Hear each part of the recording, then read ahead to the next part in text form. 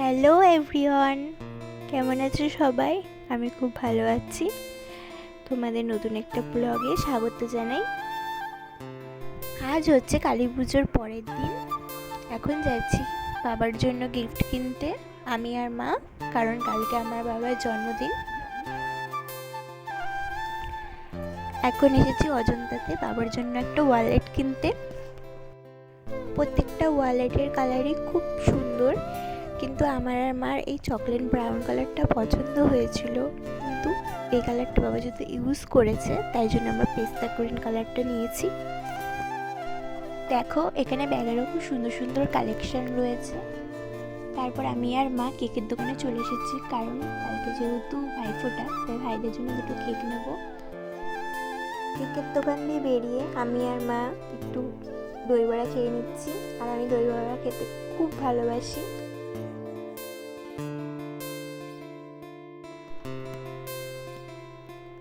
এখন ঘড়ির দোকানে এসেছি, দুই ভাইয়ের জন্য দুটো ঘড়ি নেব। চলো দেখি আমরা ঘড়িগুলো।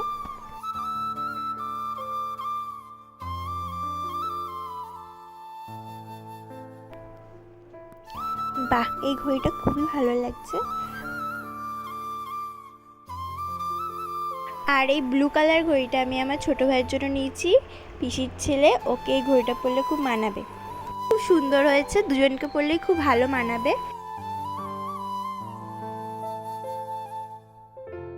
চলো এবার বাড়ি যাই, বাড়ি গিয়ে তারপর আবার পাড়ার মণ্ডপে যাব। আমি আর বোন যাচ্ছি মণ্ডপে, আজকে আমাদের মণ্ডপে ফাংশন হবে। আমি আর বোন সেম সেম জামা পরেছি।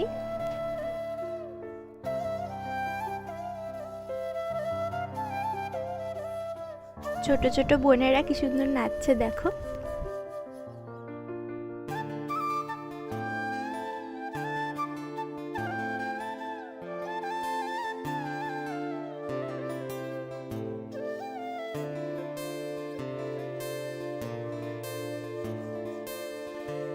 এবার আমাদের পাড়ায় কালী পুজো 50 বছর পূর্ণ হয়েছে, সেই উপলক্ষে এই সুন্দর আয়োজন করা হয়েছে।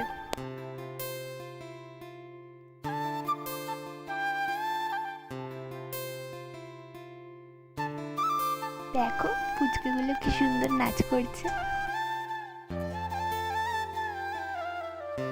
এই ছোট্ট বোনটা খুব সুন্দর আবৃত্তি বলছে, আমাদের দুটো খুব সুন্দর সুন্দর আবৃত্তি বলে শোনাচ্ছে।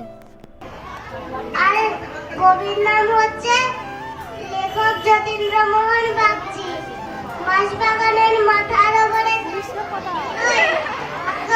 শ্লোক বলা কাজলা দিদি কই, পুকুর পাড়ে লেবুর তলে ঠোকাই ঠোকাই জোনাক চলে, ফুলের গন্ধে ঘুম ছেড়ে একলা জেগে রই, মাগো আমার কোলের কাছে কাজলা দিদি নেই, মাগো আমার শ্লোক বলা কাজলা দিদি কই।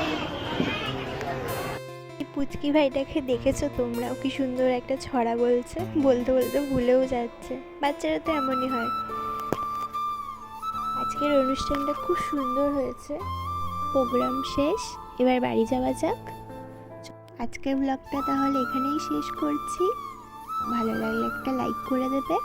দেখা হচ্ছে পরের একটি ব্লগে।